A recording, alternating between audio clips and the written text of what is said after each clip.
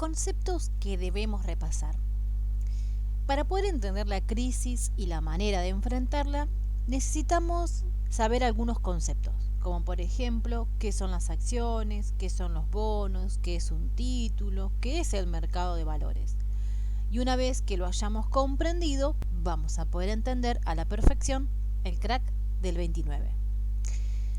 En la economía empresarial capitalista, el capital social, lo vamos a llamar así, es el valor de los bienes que los socios de una sociedad le ceden a esta o ponen a disposición, ¿sí? Entonces, este capital social se va a constituir con el aporte inicial de estos socios. Pueden ser en dinero o no dinero, ¿sí? Esto lo van a aportar para que la empresa pueda desarrollar sus actividades, ¿sí? Bueno, entonces, algunas empresas, como necesitan poder expandirse y no tienen el capital y deciden no ir a un banco para sacar un crédito, lo que pueden hacer es emitir acciones de su propia empresa. A ver, ¿cómo sería esto? Supongamos que nosotros tenemos una ferretería y queremos abrir otra sucursal de esta ferretería en otro distrito, ¿no? O irnos para Capital y estamos en AMBA y decidimos ir para Capital. Entonces, lo que hacemos es dividir el 100% de nuestra sociedad, de nuestra ferretería, lo dividimos a ese capital, supongamos que sumamos todo lo que tenemos invertido y demás, y decidimos que el 100% de nuestro capital serían de unos $100.000. Entonces, lo que hacemos es emitir bonos, lo dividimos en 100, ¿sí? Y nos va a quedar bonos de $1.000, ¿sí? Esos $100.000 lo dividimos en 100, nos quedarían bonos de $100, acciones de $100. Entonces le decimos a nuestro papá, a nuestros hermanos, a nuestros amigos, que estamos vendiendo acciones de nuestra empresa para poder expandirnos. Y le contamos un poco el proyecto. Entonces ellos entienden que si son parte de nuestra empresa, si compran acciones de nuestra empresa, también van a tener derecho a que a fin de año, una vez que liquidemos las deudas y demás, y hagamos el balance, obtengan ellos una parte de esta ganancia que nosotros tenemos porque nos está yendo bien, ¿sí? Entonces le contamos que nosotros solemos tener un buen margen de ganancia, entonces esto los entusiasma. Y bueno, nuestro papá nos dice, nos compra 2 acciones, un tío nos compra una acción más, y así, pero nosotros ¿qué hacemos? Nos guardamos la mitad más 1 de las acciones. ¿Y por qué? Porque de esta forma vamos a tener el poder de decisión, vamos a tener la mayor parte del control de la empresa. Entonces nos dejamos 51 acciones para nosotros, el resto lo vendemos. O sea, 49 acciones están en venta y la ponemos a disposición del resto.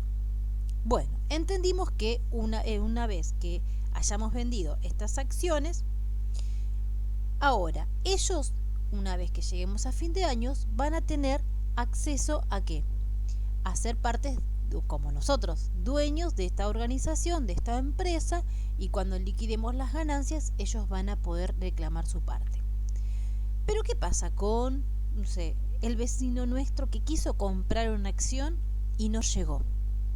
Bueno, supongamos que nuestro tío decide irse del país y ya no le interesa más tener esta acción nuestra, y entonces le dice a nuestro vecino que él le vende su acción y nuestro vecino le dice, bueno, estoy dispuesto a comprarlo, y le dice, pero en realidad te va a salir $1.100. Y nuestro vecino le dice, pero ¿por qué? Si vos la compraste a $1.000.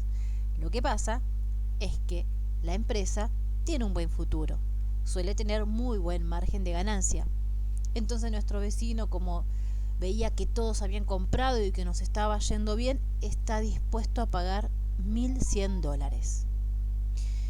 En vistas de que sucede esto, nuestros hermanos, nuestro tío y a todos aquellos que nos compraron acciones, deciden empezar a vender porque saben que esto va bien, el negocio va bien y tiene buena ganancia. Y nosotros seguimos con nuestras ventas, hacemos marketing, nos va súper bien. Bueno, empiezan a venderse las acciones, acuerdan un lugar de reunión para poder vender, se reúnen una vez por semana y dicen, bueno, tal día nos encontramos en tal lugar para encontrar a aquellos que quieran vender y a aquellos que quieran comprar.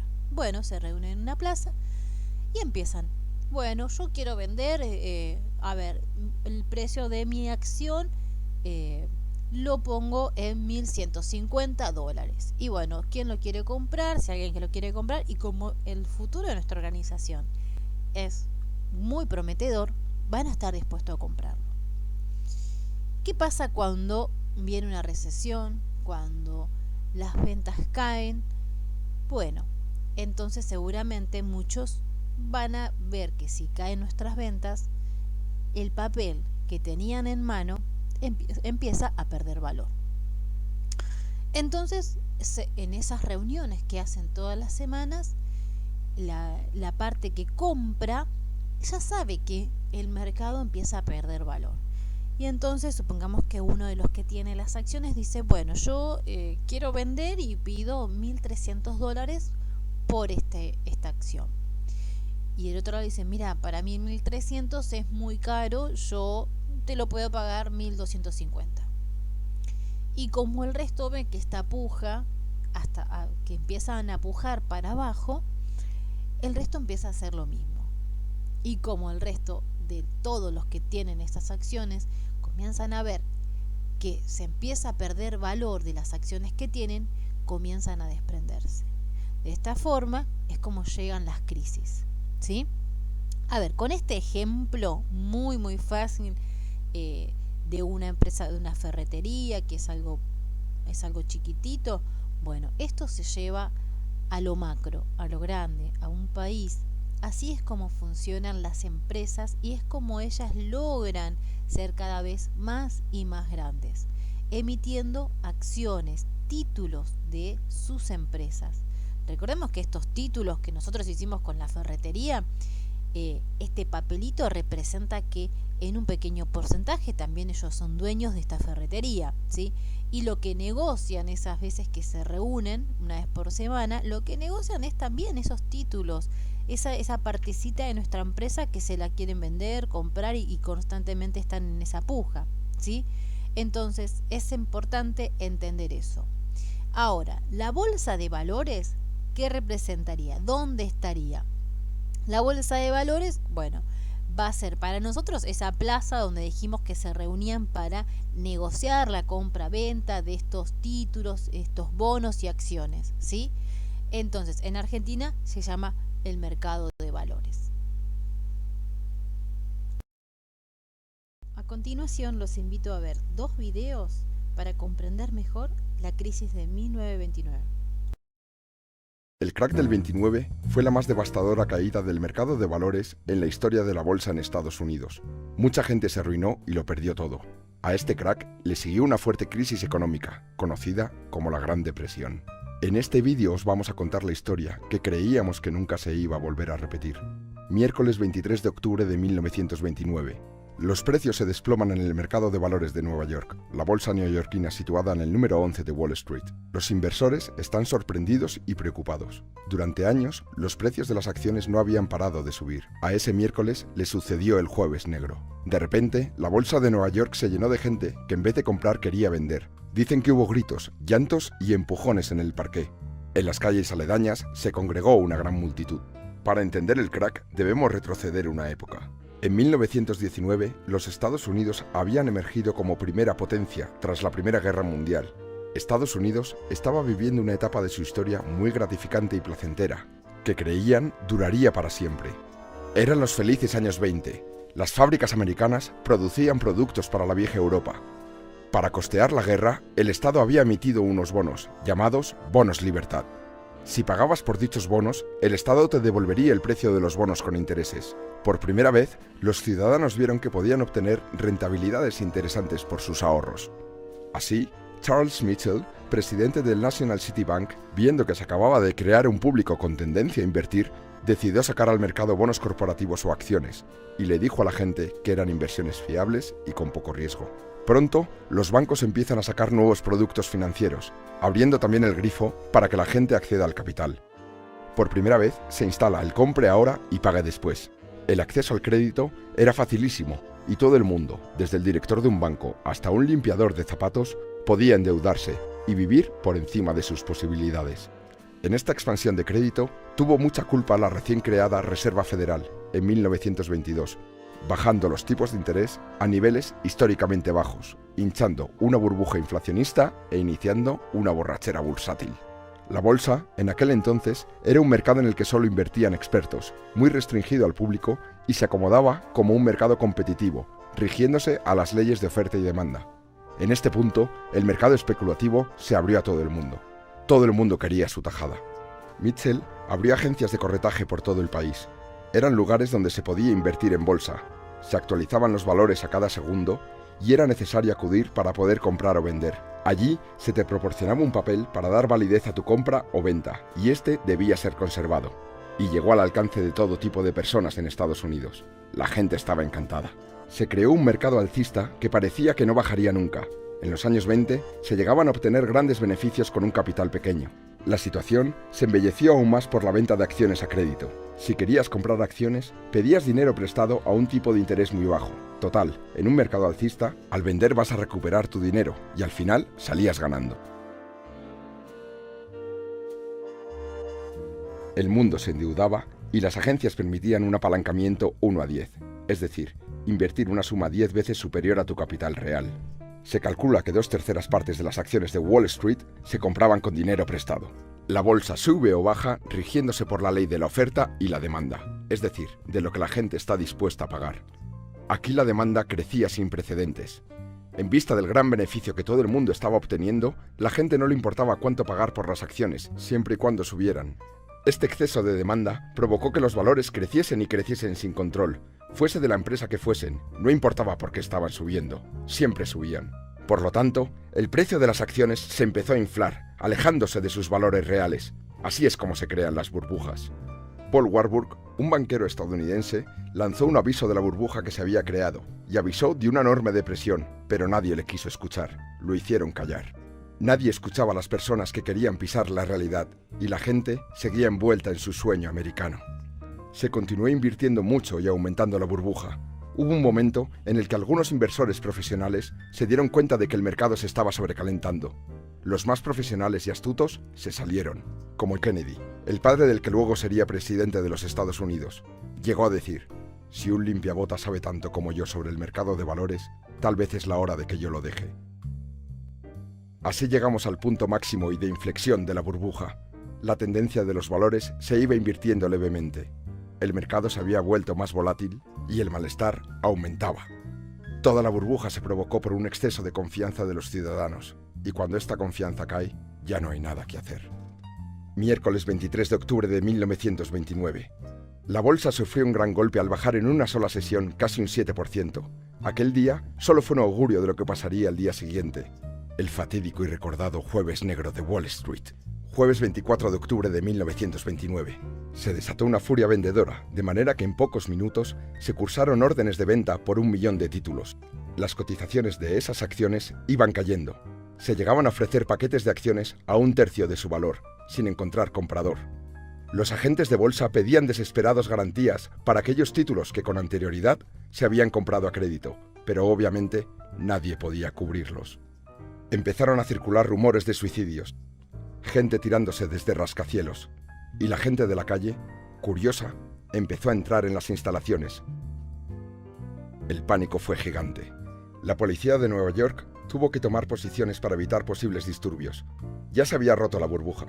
La reacción popular fue: esto no puede estar pasando. Para el mediodía, los principales jefes de los bancos se reunieron para intentar solucionar la situación. La reunión incluyó a Thomas Lamont, actuando como representante de JP Morgan Chase, Albert Wiggin, representante de Chase National Bank, escogen a Richard Whitney, vicepresidente de la Bolsa de Nueva York, para actuar en su nombre. Para paliar la debacle inyectan dinero en una serie de valores que se suponían fiables, los que se conocen como blue chips. El multimillonario John Rockefeller hace lo mismo con esperanza de que cambie la tendencia. Lo consiguieron. La bolsa empezó a subir. Una intervención en los valores por parte de gente poderosa había logrado revertir la sangría de precios. Invirtieron grandes sumas de dinero para remontar los valores y volver a generar confianza en los inversores. El mercado remontó, incluso los periódicos anunciaban: la crisis de la bolsa ha pasado, pero esta inyección de confianza no fue suficiente. Tras una recuperación el viernes y otra pequeña el lunes, llegamos al martes 29 de octubre de 1929, conocido como el Martes Negro. El índice de la bolsa descendió más que ninguna otra jornada de la bolsa en la historia de Nueva York. Las bajadas continuaron hasta el mes de enero, cuando se tocó fondo. El gobierno, presidido por el republicano Herbert Hoover, no sabe cómo parar el golpe. Consecuencias. Mucha gente se arruinó. Los bancos también se arruinan al no poder recuperar el dinero prestado. Cerraron porque dejaron de ser solventes. Millones de personas pierden los ahorros guardados en esos mismos bancos. 3.000 de ellos cerraron en los 2 años siguientes. Después de aquello, la gente guardaba el dinero bajo el colchón. Muchas fábricas echaron el cierre. Aumentó el paro significativamente. Empiezan a aparecer barrios de chabolas por todo el país. Y como sucede en todas las caídas, finalmente terminó llegando a Sudamérica, Europa y hasta Australia. Inglaterra se cerró tras sus fronteras y abandonó el patrón oro. El paro se disparó en Francia e Inglaterra. El malestar y la crispación social, producto de la crisis económica, se disparó en Alemania. Un joven soldado austriaco empezó a abrirse paso como el símbolo de la salvación económica y el poderío alemán. Se llamaba Adolf Hitler.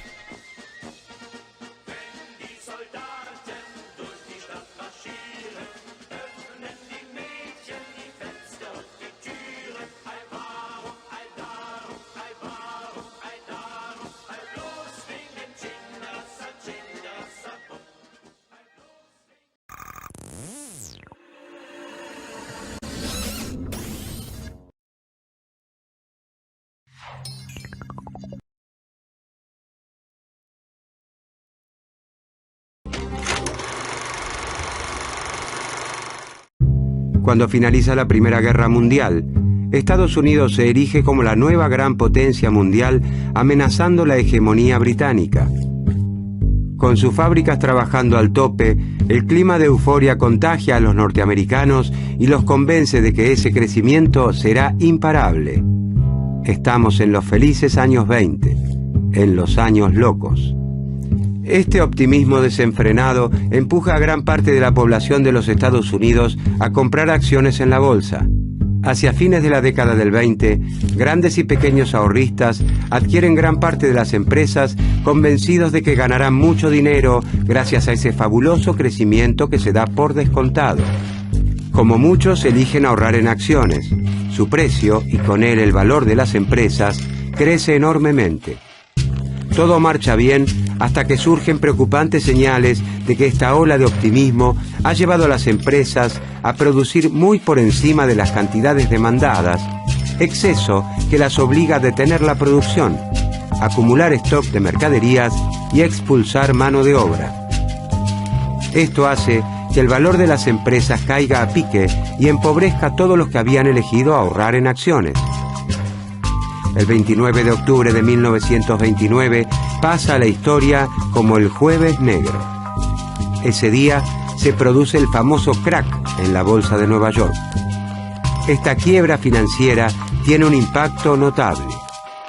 La crisis arrastra a todos los sectores económicos y lleva a la ruina a numerosos bancos.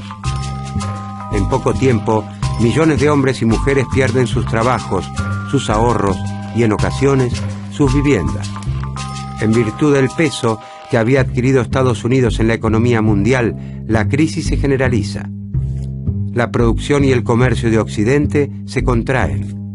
Las fuerzas del mercado son insuficientes para actuar libremente, acomodar los desajustes y restablecer el equilibrio. Los países industrializados imponen barreras proteccionistas y reducen el precio de las materias primas y los productos agrícolas, lo que afecta especialmente a los países exportadores como la Argentina. Las ganancias capitalistas se reducen y los trabajadores pasan a vivir en la miseria. Las profecías marxistas parecen cumplirse. El capitalismo muestra su gran debilidad al tiempo que la Unión Soviética desarrolla un sistema colectivista fuertemente aislado y logra sortear la crisis mundial sin grandes contratiempos. El fantasma del comunismo genera un gran temor en los países industrializados. Empeñados en salvar al sistema capitalista, un grupo de economistas proponen abandonar los viejos preceptos dominantes y adoptar una nueva receta. A la cabeza de ese grupo se encuentra John Maynard Keynes.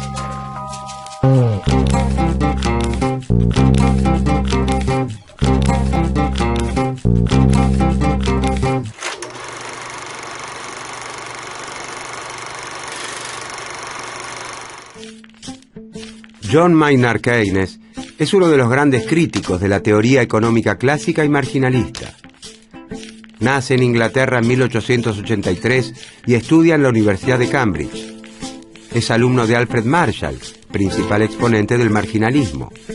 Marshall lo exhorta a que abandone su interés por la filosofía y las matemáticas y lo introduce en el estudio de la economía. Como funcionario de Hacienda del Reino Unido, Keynes se ocupa en 1915 del estudio de las indemnizaciones que debe pagar la derrotada Alemania al concluir la Primera Guerra Mundial. Renuncia a su cargo porque entiende que la humillación impuesta al pueblo alemán en el Tratado de Versalles plantará la semilla de un nuevo conflicto bélico. A pesar de formarse con los grandes profesores marginalistas de su tiempo, Keynes se aleja de las ideas dominantes para explicar la recesión y el desempleo prolongado de su tiempo. En 1936 publica su obra fundamental, La teoría general de la ocupación, el interés y el dinero, donde hace una descripción completamente nueva del sistema capitalista y recomienda una fuerte intervención del Estado en los mercados para superar la crisis.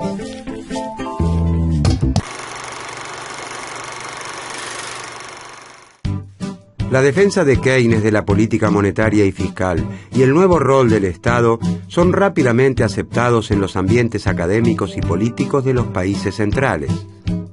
La reducción del desempleo y el sostenimiento de la actividad económica pasan a considerarse una responsabilidad de los gobiernos. Antes de la aparición de la obra fundamental de Keynes, el presidente estadounidense Franklin Roosevelt ya había instrumentado un pacto social llamado New Deal, caracterizado por una fuerte intervención estatal en la economía y la implementación de políticas sociales activas. Después de la Segunda Guerra Mundial, la teoría keynesiana se impone masivamente alrededor del planeta. El temor a que el comunismo se extienda lleva a los gobiernos de los países centrales a adoptar políticas keynesianas que mejoran la calidad de vida de los habitantes. Salud, educación, jubilación y acceso al crédito son los componentes de lo que se llama estado de bienestar. Este período, conocido también como los 30 años dorados, se extiende desde mediados de la década de los 40 hasta principios de la década de los 70. Fundados en los acuerdos de Bretton Woods, donde se asentó el orden económico occidental entre las potencias vencedoras de la Segunda Guerra, se establecen mecanismos de coordinación institucional internacional para evitar desajustes que hagan peligrar la producción y el empleo. El Fondo Monetario Internacional y el Banco Mundial son dos instituciones que nacen con ese fin, pero que a partir de la década de los 70 perderán su rol coordinador para convertirse en agentes de la liberalización de los mercados mundiales.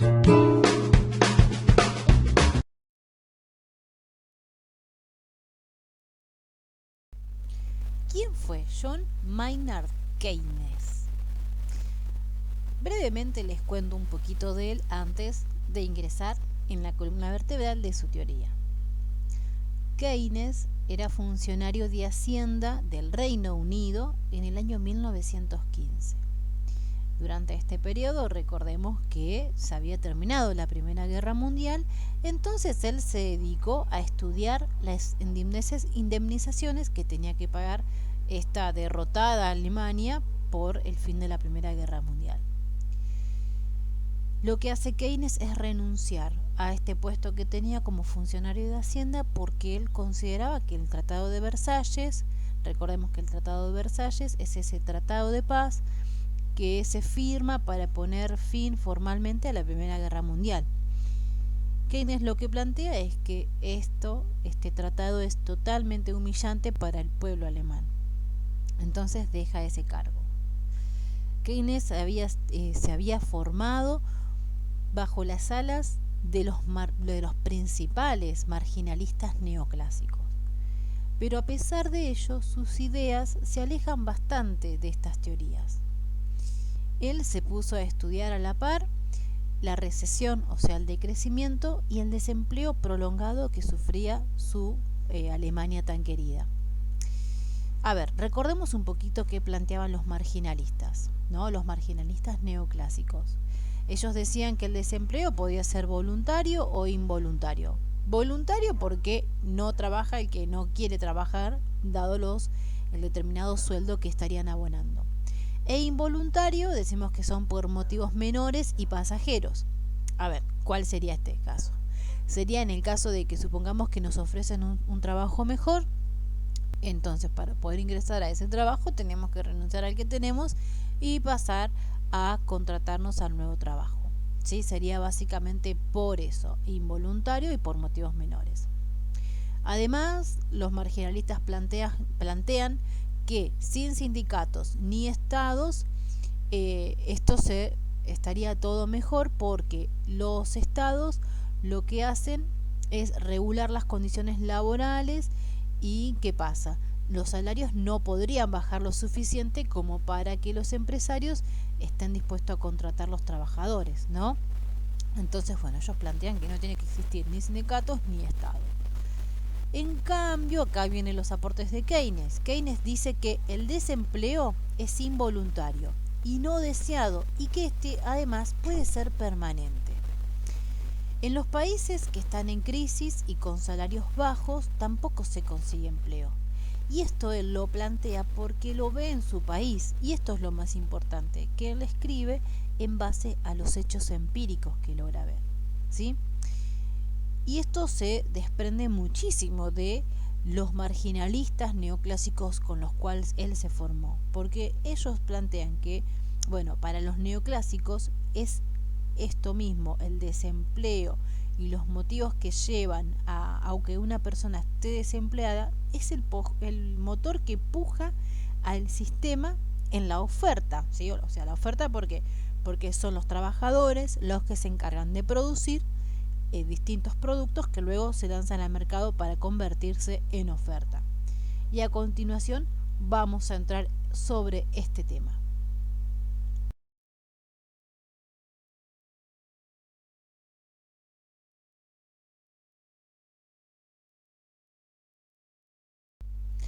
La oferta agregada y la demanda agregada. Analicemos estos dos conceptos totalmente nuevos que introduce Keynes, ¿sí?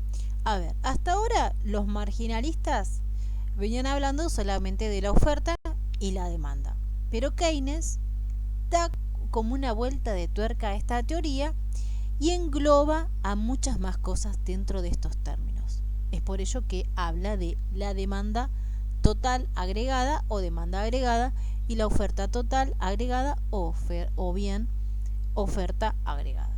A ver, la demanda agregada significaría que ella engloba el total de los bienes y servicios que se demandan, porque habla de un país en esta contabilidad que él hace.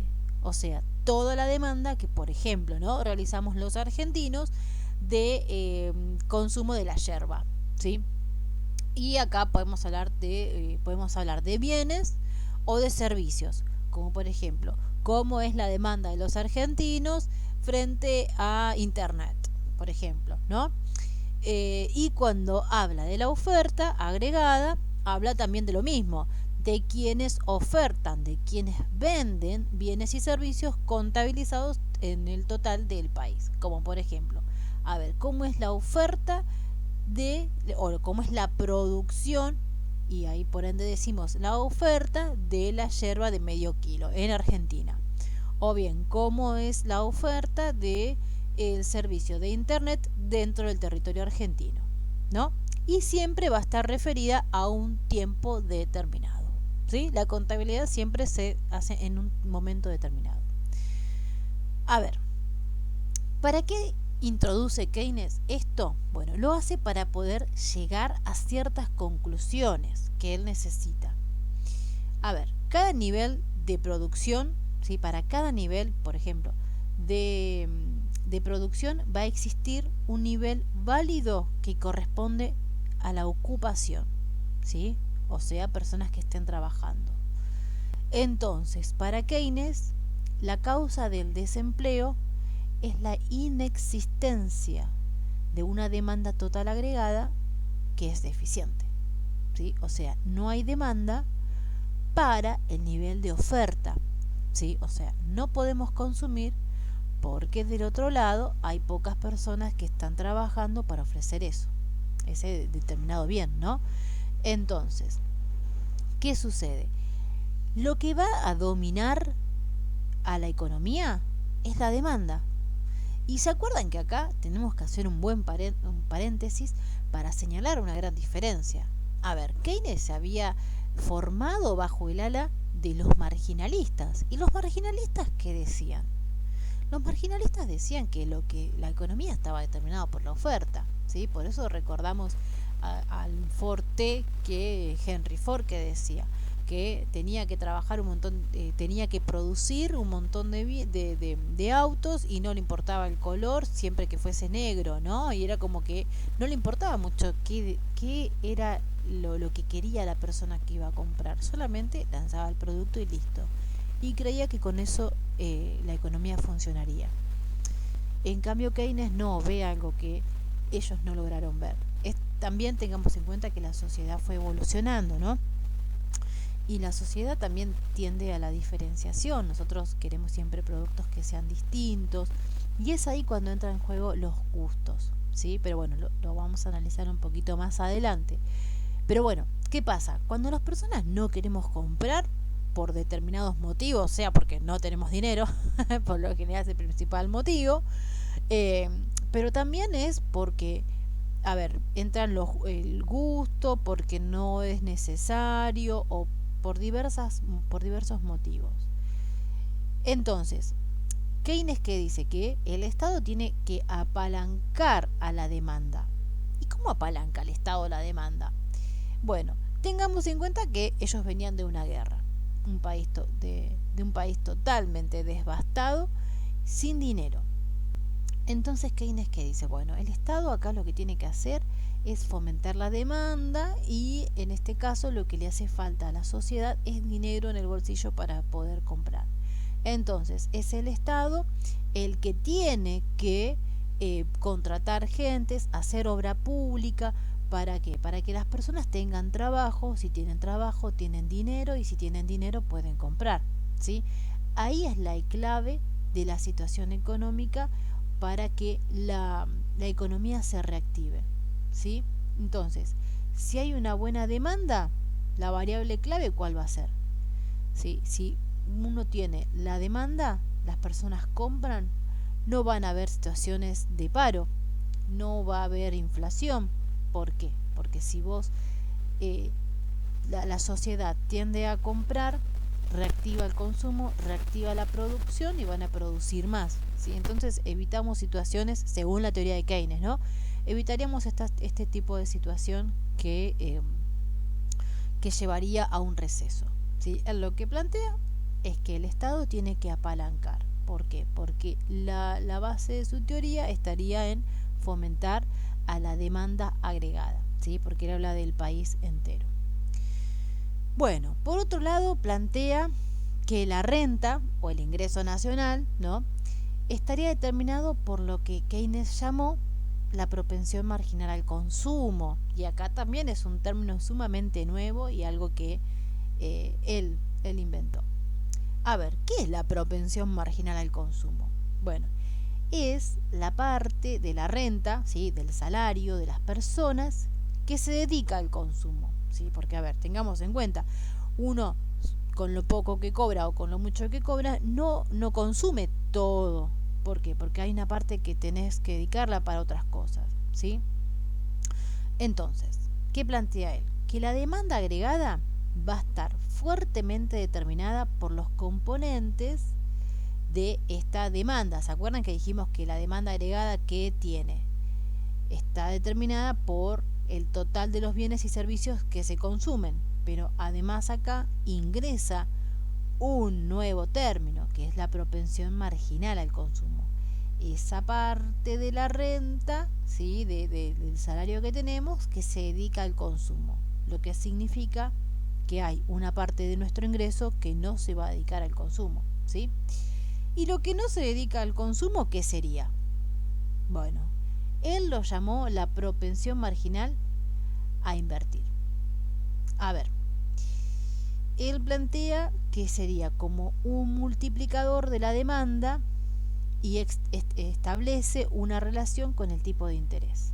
Y acá hilamos un poquito más fino y él dice que son las razones por la cual, de acuerdo al modelo keynesiano, la renta deriva, ¿sí?, a que va a depender de los componentes que va a tener la demanda agregada.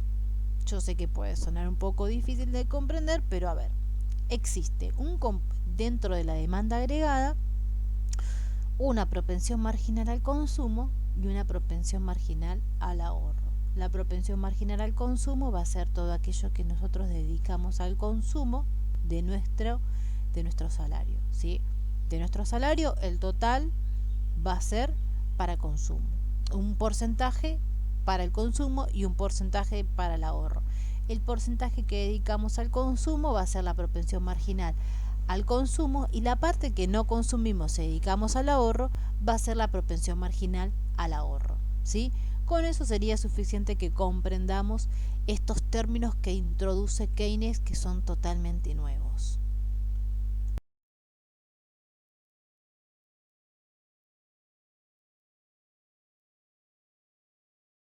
Analicemos otro de los grandes aportes que realiza Keynes. Keynes planteó que una política de distribución del ingreso dentro de un país lograría una sociedad más equitativa, ¿no? ¿Y qué pasaría con una sociedad más equitativa? Lo que lograríamos es que el beneficio, ¿sí?, de las sociedades que están menos desprotegidas impulsara el consumo. Esto sería beneficioso para todas las sociedades. ¿Por qué? Porque el consumo activa la demanda agregada y la demanda agregada empuja a la oferta agregada. Recordemos que una cosa estimula a la otra según la teoría de Keynes. A ver, si yo estimulo una política de distribución del ingreso, ¿sí?, como los ejemplos que podemos ver hoy en día. A ver, el Estado ayuda a las sociedades más desprotegidas con el IFE. Estas personas, cuando obtienen este ingreso extra, ¿sí?, lo destinan a consumo, porque es lo que hacen las sociedades más desprotegidas cuando tienen un ingreso extra. Enseguida lo pueden volcar al consumo porque no tienen capacidad de ahorro.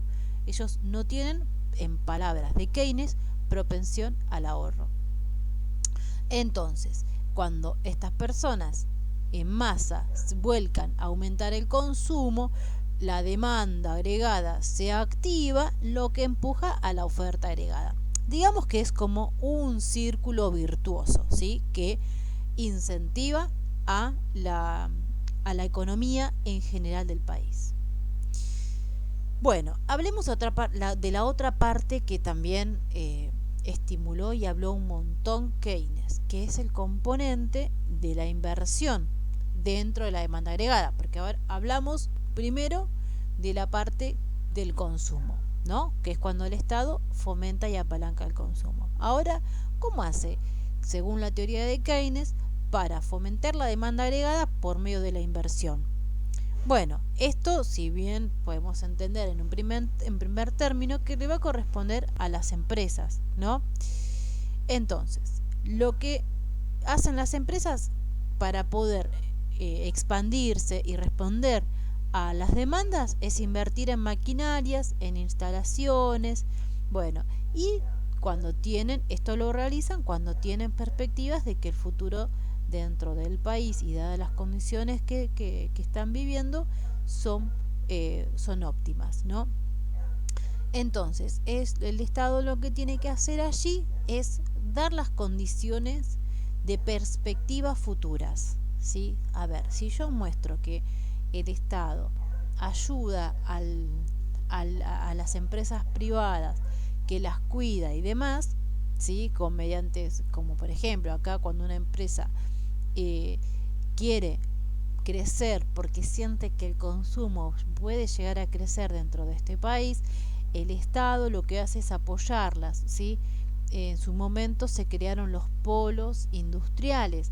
Y los polos industriales es una forma de agrupar a las empresas que juntas se nutran unas de otras en cuanto al conocimiento, a la forma de producción, para ayudar en sí a que tengan los traslados más pequeños cuando una produce un producto que necesita la otra, entonces los recorridos son más cortos, está todo más cerquita y eso ayuda un montón a las empresas.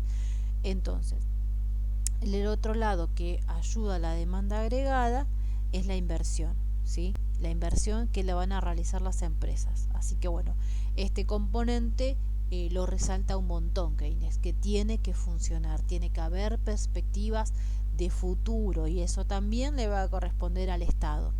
Así que por estos dos lados que estuvimos hablando, para Keynes el Estado es como lo más importante, es el núcleo, es el corazón de su teoría, ¿sí? Y vamos a ver qué instrumentos, además de los que hablamos, tiene, según Keynes, el Estado para aumentar esta demanda agregada. Y él va a hablar básicamente de dos. Por un lado la política fiscal y por el otro lado la política monetaria.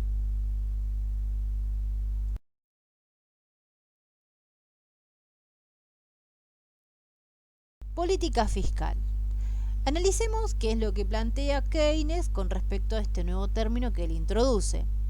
Él dice que la política fiscal es la manera en que el Estado recauda con impuestos y también la manera en que gasta este dinero, ¿no? A ver, ¿cómo lo puede gastar? La forma mejor o más óptima en la que el Estado la puede gastar sería creando obra pública y también con infraestructura, ¿sí? A ver, ¿por qué? Porque esos trabajadores que están desempleados ahora van a ser contratados por el Estado o por aquellas empresas que hayan licitado para realizar esta obra pública. Y ahora, ¿qué pasa? Ahora tienen dinero para poder gastar, lo que se va a traducir en consumo, ¿sí? Eso es muy importante. A ver, ¿y qué pasa cuando el Estado invierte en obra pública? ¿Sí? La obra pública tiene que estar destinada a la construcción, como por ejemplo de transporte o de energías, ¿sí?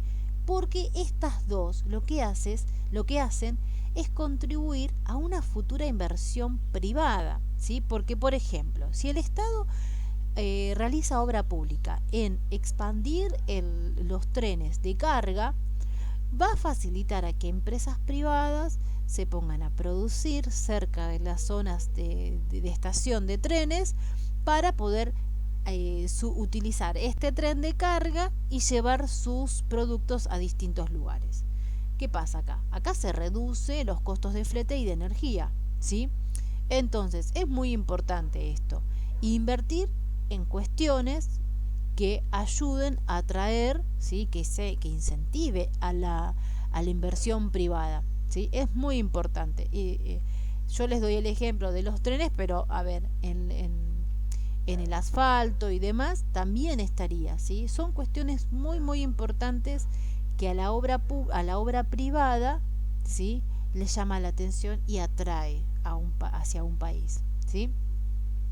Bueno, a ver, para comprender mejor todo esto que yo les estoy hablando y demás, los invito a ver un pequeño fragmento de una película en la que Juan Domingo Perón cuenta cómo en 10 años, desde el año 1946, a partir de la obra pública, transforma la economía de miseria, porque había mucha escasez, por una economía de abundancia. Y obviamente, aquí que vamos a encontrar las grandes influencias de Keynes. En nuestro tiempo, gobernar es crear trabajo, porque es inconcebible que en aquel entonces, en el año 46, existieran 800.000 desocupados, como existen actualmente en la Argentina 800.000 desocupados. ¿Cómo puede explicarse que en un país que está todo por hacerse haya 800.000 personas que no pueden trabajar? No es obligación del gobierno crear eso.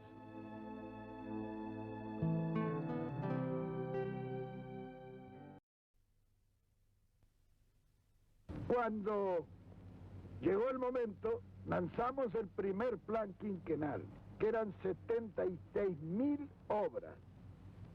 Indudablemente, al lanzar esas 76.000 obras, todo se puso en movimiento, el país rompió la inercia. La primera consecuencia fue que esos 800.000 desocupados se ocuparon en 2 o 3 meses.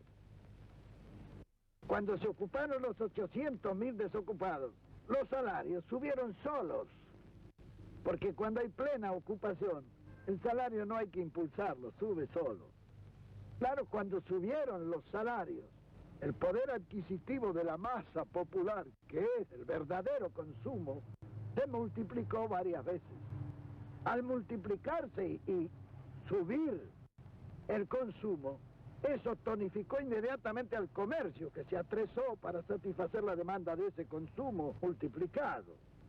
Eso demandó a la industria la transformación necesaria para la distribución por el comercio. En consecuencia, la industria se puso en marcha. Y todo el mundo comenzó a pensar en el desarrollo industrial, porque no es cuestión de hablar de un desarrollo siempre teóricamente y en los papeles. El desarrollo es como el apetito que viene comiendo, hay que empezar a hacer. Entonces, pero hay que crear las condiciones de que eso sea un proceso fatalmente provocado por otro proceso al cual está encadenado. Tan pronto se puso en marcha la industria y comenzó a necesitar materia prima, la producción hubo de abastecérsela. Y así el ciclo de la producción, la transformación, la distribución y el consumo quedaron, diremos, en proceso de progreso, de aumento. Naturalmente que la habilidad nuestra no fue otra que mantener esos 4 factores del ciclo económico bien nivelados y armónicamente promovidos. Y cuando se mantiene el equilibrio en ese ciclo económico y se desarrolla el trabajo, nos permitió pasar de una economía de miseria a una economía de abundancia. Algunos dicen que nosotros tuvimos una situación privilegiada de posguerra. No, mentira. Todo lo que nosotros hicimos fue lo que creó 10 años de abundancia y 10 años de felicidad para el pueblo argentino.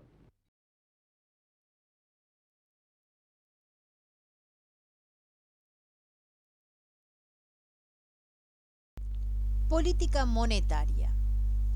A ver, para comprender mejor qué es lo que plantea Keynes con respecto a la política monetaria, vamos a crear una situación imaginaria para comprender cómo es que piensa un empresario. A ver, el empresario tiene por lo general 2 opciones para invertir su dinero. Supongamos que tenemos nosotros mucho dinero y tenemos que decidir entre 2 opciones para invertir. Por un lado, podemos poner nuestro dinero en un banco y que eso nos dé una tasa de interés, ¿no?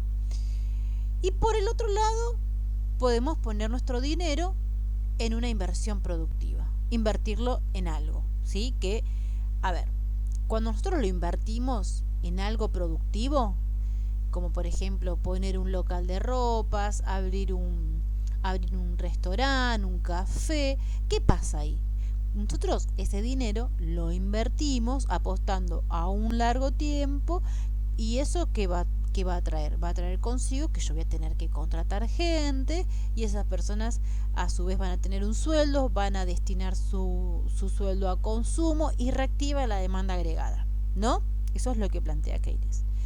Y por otro lado, si la persona destina este dinero al banco a poner su dinero, podríamos decir, en un fondo de especulación para ver si aumenta la tasa de interés y demás, lo que sucede es que el dinero especulativo, ese dinero que se pone en una caja de ahorro o en algunos bonos y demás, no contrata trabajo, no contrata personal. Ese dinero solamente le va a generar ganancia al que lo pone en esos fondos, pero no va a activar la demanda agregada, que es lo que necesitamos nosotros para reactivar la economía.